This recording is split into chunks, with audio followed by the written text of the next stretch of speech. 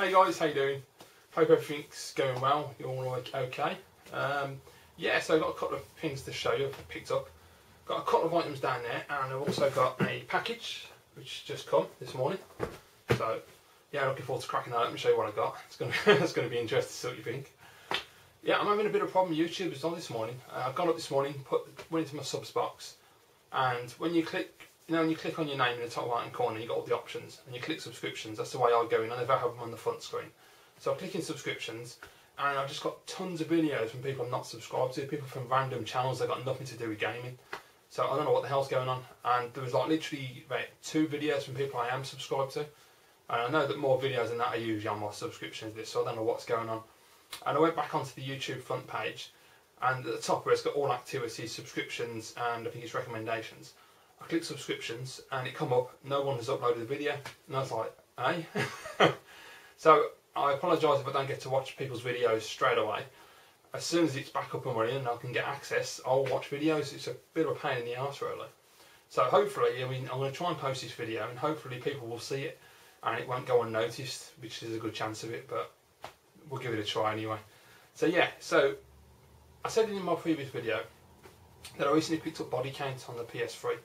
Now I have actually sold it. I sold it yesterday on eBay, and the reason for that being is that it's not a really crap game, but it's not a really brilliant game. It's sort of one of those in the middle where you just go, it's alright. But it's just like I just couldn't get along with it. It was boring. It was unoriginal. It was generic. And yeah, I know I should have known this before I bought it, but I wanted to take the risk because it was made by the guys that made Black, and Black is one of my favourite first-person shooters. So I wanted to give them a little faith that they'd actually put together a really decent game, but they hadn't. Oh, there were so many things I didn't like about it. There was, it was just weird. There was like no story at all. There's like I mean, literally, there's like, you could sum the story up in one sentence, and that was it. That you work for this agency, you're on a mission, you've got a woman talking in your ear, and that's your lot. And the missions were crap. It was like basically you go from here to there, defend that area, kill a few people, move on to the next one, or you might defuse a bomb, kill a few people while the bomb's defusing. It was really basic, and I just don't know what they were thinking of. I don't. The aiming is weird. It takes you getting used to because you don't aim down the sight of the gun. It's really odd when you go to aim down the sight of the gun. You get a reticle, and you get this crosshair, and you sort of like look down the left-hand side of the weapon instead of looking directly down the centre of it. And it's really disorientating at first. I mean, I got used to it. I just found it really weird. I don't know why they decided to go that route. It didn't work at all for me. I thought that was crap. I thought the enemies were very generic and bland. There was nothing to them. The graphics are nice. They're not the best. They're not great. They're just nice. You know, it's colourful. It's bright. The guns were pretty good. They were pretty powerful. Although I did find that the power-ups, like the explosive rounds, weren't really explosive. They just sort of got louder, which I thought was a bit strange. I expected when I had explosive rounds, I would shoot someone, it would go into their body and they would explode into pieces. But no, that's not the case. So that was a bit crap. And yeah, I didn't finish the game basically. I did a couple of, about 6, 7 missions. I think I was on the 7th mission. There's like 15 in total. And I just got to the point, I just couldn't be bothered. And the game messed up on me as well. It decided to just not work. I was doing the mission, and you've got there's these satellites, and you have to basically defend the satellites. And then this Ultra boss comes down. You shoot her a couple of times. She spits out loads of power-ups. You get all the power-ups, so you're fully powered up, and you can do an airstrike. You call it an airstrike, destroy the satellite. You got to do that 3 times. I did 2 of them. The 3rd one, I tried to do it, and the console decided not to spawn the enemies, and so I couldn't finish the level. It was just me running around, no enemies, nothing. I couldn't bring an airstrike down, and I thought, well, that's clever. So yeah, it was buggy. But then again, all games are usually. You only get the occasional one that's an absolute gem, but most of the current games are bloody buggy for some reason, in one way or another. But yeah, so Body Count, oh yeah, it was crap. I'd say if you get it when it comes down in price and it's like under £10 or under $10, then yeah, pick it up and just give it a try. It's a bargain basement game, but it wasn't what I expected at all. It was very disappointing, so it's a real shame. So yeah, so I've sold that, and I don't like to sell current gen games. I like to keep them, but I just couldn't be bothered. I thought I might as well sell it, get the money, and put it towards something else because there's so many good games coming out from now till Christmas.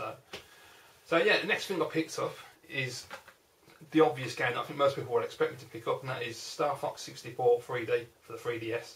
Gotta say, absolutely brilliant. Love it, love it, love it. Yeah, okay, you have to understand it, you know, and I'm sure most people do. It is just the Nintendo 64 game with better graphics and 3D, and that's all it is. There is nothing. They put a couple of extra modes in, like battle mode and things, but essentially the actual single player campaign is just the original game up-res, but it looks so good, and I didn't mind because I knew that when I was buying it. I've got to say the graphics in 2D look absolutely stunning, but the 3D, now I have said I've had problems with the 3D affecting my eyes. I haven't had it with this game yet so far. I've been quite lucky, but I've not played this for like a solid 2-hour period like I have other games, so I've been taking breaks and I've been turning the 3D off and on, okay, every so often. But I've played the majority of the game in 3D and it is so cool. It's really impressive. I mean, I've not played every 3DS game, so I can only go by the games that I have, which are Street Fighter, Lego Star Wars, Ridge Racer, Pilot Wings, and of course Star Fox. So that's my experience of the 3DS. Hands down, best 3D on the system I've seen so far. I love it, absolutely brilliant. The coolest thing, and the thing that freaked me out the most, is when you're flying along and you get one of your buddies at the bottom, like Peppy or something, or Falcon, and I'll be like, oh, enemies coming from behind. And I don't even know how to explain the 3D when you see it, because you've got your ship there, and the two ships are come up there, and they're actually, like, they're not out the screen, but they're not in the screen. It's really weird. It's such a cool effect the way they did it. It looks absolutely brilliant. I love the game. I'm on the last mission. It didn't take me long to get there. I find that a bit tough, actually. I'm having problems getting through to the monkey at the end. It's a bit tough, but yeah, it's really, really cool. And the 3D on the last level, when you're dodging between pillars and things, it's just absolutely superb. The level of depth that you get, and it just really adds to the experience. And even in 2D, the game just looks beautiful, plays brilliantly. The only negative I can give this game, and it's not the game's fault, it's Nintendo's fault for designing the 3DS the way they do, because for some reason with the DS and 3DS, they like to make the buttons really small because they think that we've all got tiny hands. I don't know why. Maybe aiming it at women, I don't know, I'm not sure. But for me personally, as a man, you know, I've got quite large hands, so when I'm trying to hold the 3DS, the shoulder buttons are so tiny. I mean, you're trying to guide your ship and do a barrel roll, or you're just trying to like lean. It's really difficult. I find it really uncomfortable. That's the only negative. So if they ever change the 3DS and stop bringing out silly colours instead of actually doing something productive, then hopefully we might actually get a better set of shoulder buttons, because they're going to bring one out of a dual analog. You can see it coming after that cheap piece of crap they're bringing out for it. Yeah, Nintendo sorted out. I mean, what are they playing at lately? Honestly, they really are losing the plot. I can't believe they've just announced a pink 3DS. Like anyone gives a shit about a pink 3DS. What we want is more of this, more software, not hardware. We've got enough of that. Give us some games, you prats. Anyway, so that's that. And onto the hardware I picked up, and I picked up one thing about a week ago, I think it was. So I didn't want to just do a video for it. I wanted to do a couple of things to show you. But yeah, I picked up an original Game Boy from eBay. It's got the battery cover, it's got the extension cover there, everything's on. It's in really, really nice shape. The only downside, it's got some very, very tiny light scratches on the screen, which until you do that and aiming at the light, you can't see them, so I don't mind so much. But that only cost me a tenner, so £10 for that. It's got Tetris in there because I already had that. So yeah, it's absolutely brilliant, I love it. And the best thing was the seller on eBay was a brand new seller. It was their first item they'd listed. And so I didn't even realise actually, I never bothered to check, and then I realised after I bought it and I thought, oh crap. But no, it came in exceptionally well packaged, in a big rock solid BlackBerry, what was that thing called? The BlackBerry tablet thing, I can't think what it's called now, but they got one of them anyway apparently, and they'd use that box. So and it was all padded with foam and stuff inside. I don't know, really great job. And the best thing was, not only did they do that, they included a pack of batteries, but not cheap batteries. These are Duracell Energizer. Like a brand new pack of batteries. That is really impressive. So yeah, I wish there were more sellers like that on eBay. But it does work. I don't even think it'll pick it up on the camera, but here you go. So there you go. And it works absolutely brilliant, and I've been playing it constantly. I only bought this because I wanted to play Tetris, and I know it sounds a bit weird because you can get Tetris on everything. You probably get it on phones now. There you go. But yeah, but basically for me, you only play Tetris on a Game Boy because that's what I associate it with, and it's so addictive and so brilliant. And it's just like being a kid again. I love the Game Boy. It's not that bad either. I expected it to be bigger and heavier than I remembered it, but no, it's alright. It's actually really comfortable on the hands as well. I was quite surprised. The only downside I would say is the volume. It could do with being a bit louder. I've not tried the headphones yet to see what that sounds like with the jack, but I mean the actual standard speaker isn't that great, but overall great. I mean they really nailed it with that. Shame they couldn't do the same with the 3DS in it. They seem to have lost their way, but yeah, excellent. So there you go guys, that's the couple of things I've picked up. Now onto this humongous package, and I'll just open it up and show you because It's going to need some explanation.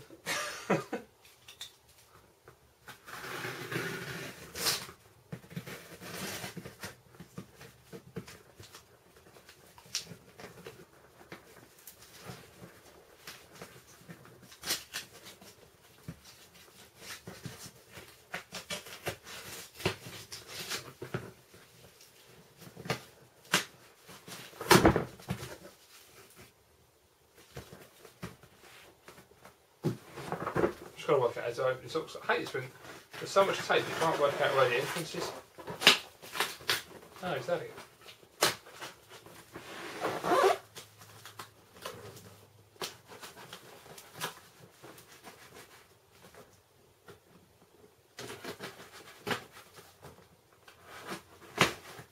Right, there we go, got it.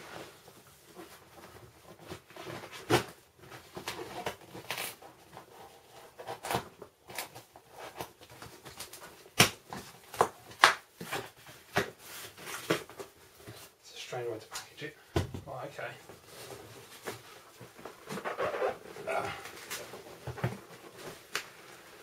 Bloody hell. That's a bit tight, hang on.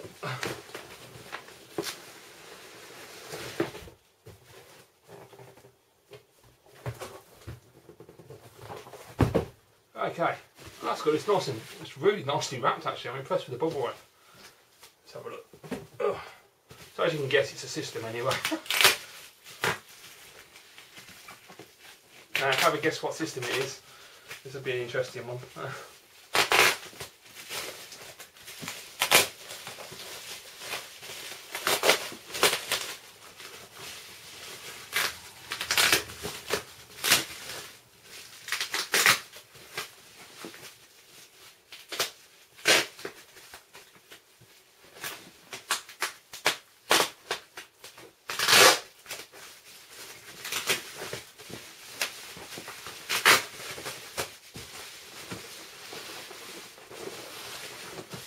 That's why I like to see tons of bubble wrap. I'm impressed with that. That's excellent. Right, okay guys. And it is, well, it's in nice condition as well, just like it was on the photograph. There we go, the Atomic Purple Nintendo 64. And this is the American version. So there you go, NTSC Atomic Purple Nintendo 64. So I'll just crack it open, because there are some extras as well.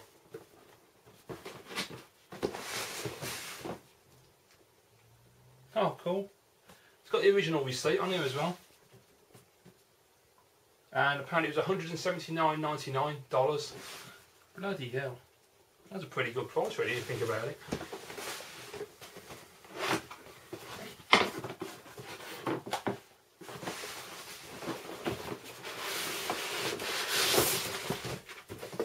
Oh, okay, let's put that on that end.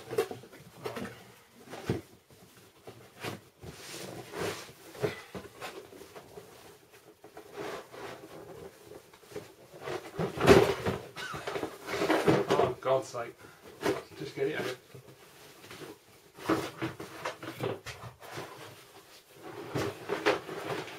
Oh, excellent.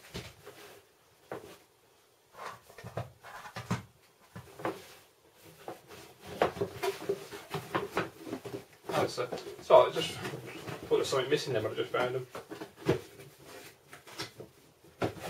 Right, okay. So that's excellent. The box is in great shape. It's got a crease down that side, but I don't mind that. That's fine. I knew that when I bought it. There you go.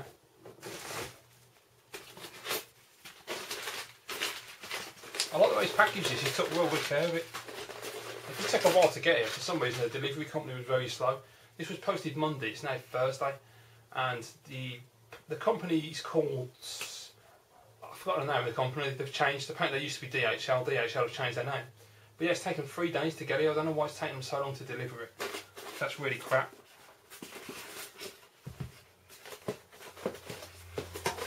So first of all, just check the console over.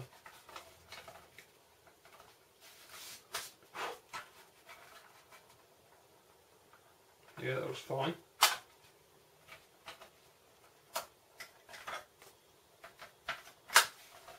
Yeah, it's got a jumper pack, no expansion pack unfortunately. Wasn't that looking. Yeah, other than that, I mean, It is as he explained it. It looks great.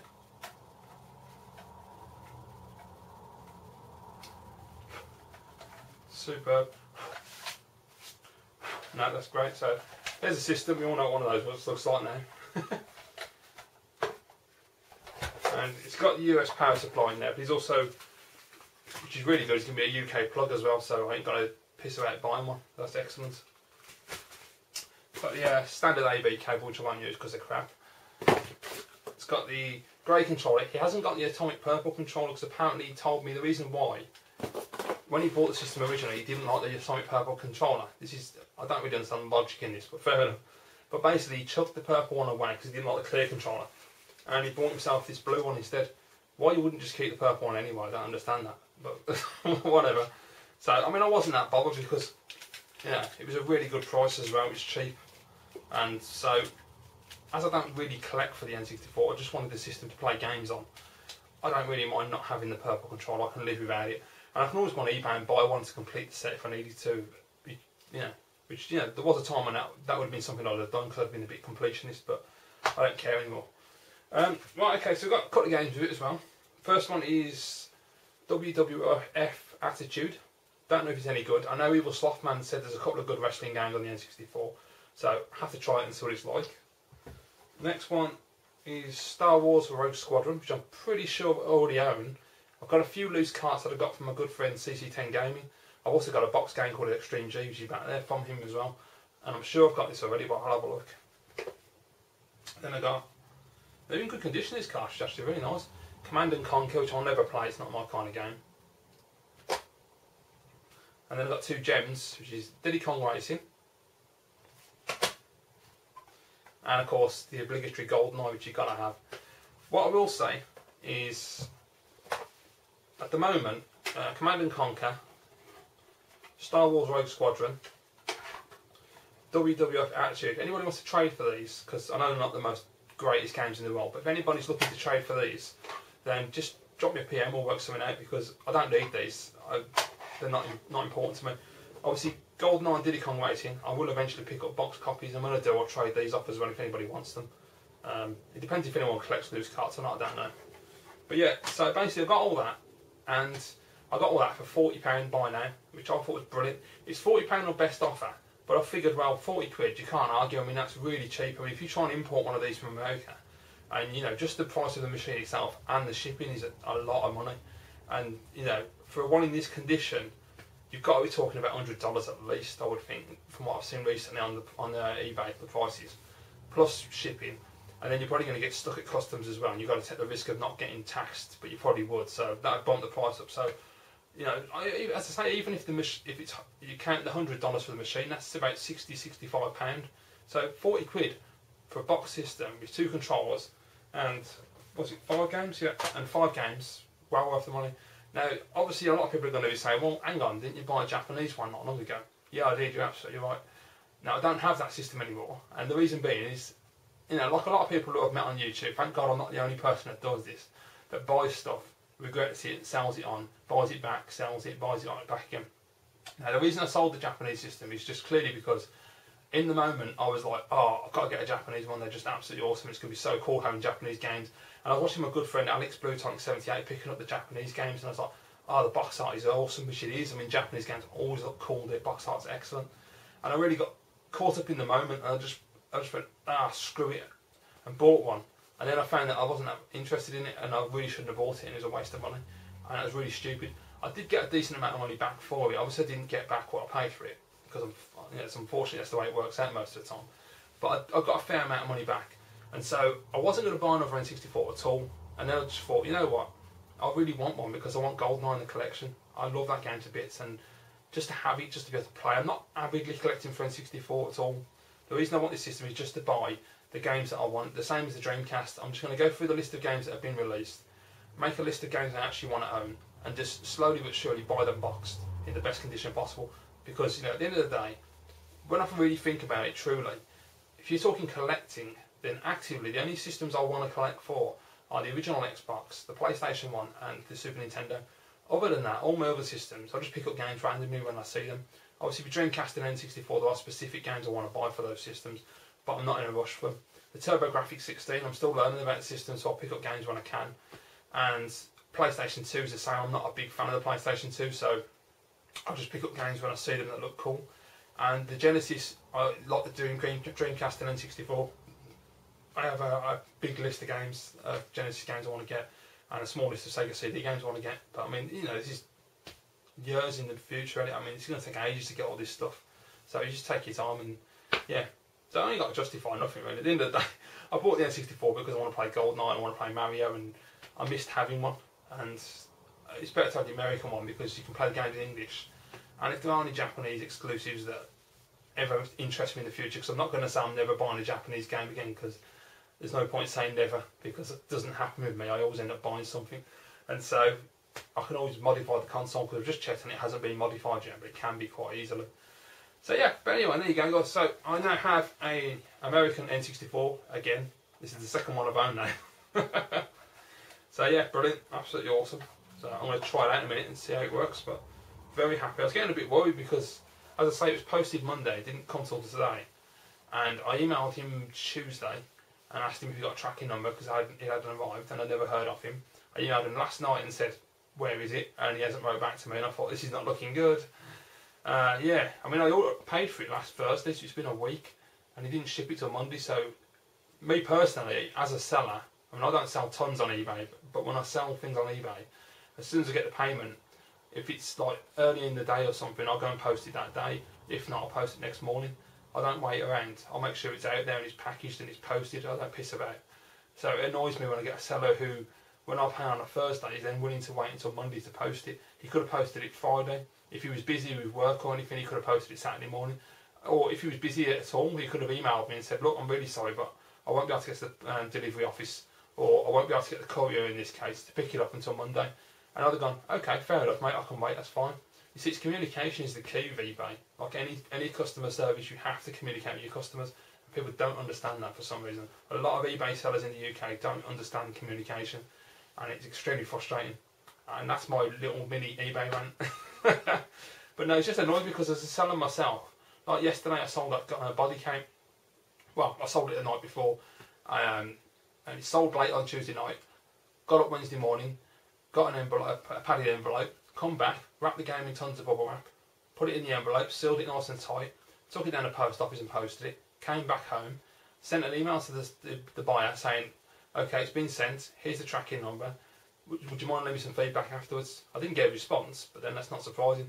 But you know, you've got to be mindful of your customers. You have to do the right thing by them, because otherwise they won't come back and you'll get a bad reputation. And I don't know, I just think it's common sense, but maybe some people don't. But there you go. Anyway guys, this is dragging on for long enough, so thank you for watching. I hope you enjoyed this, and I hope people get to watch this video, because it might not turn up in your subs box and YouTube might go tits, but fingers crossed you all get to watch this video, and I hope you enjoyed it. And yeah, I look forward to your comments anyway. So thank you for watching guys. As always, I will see you all again soon.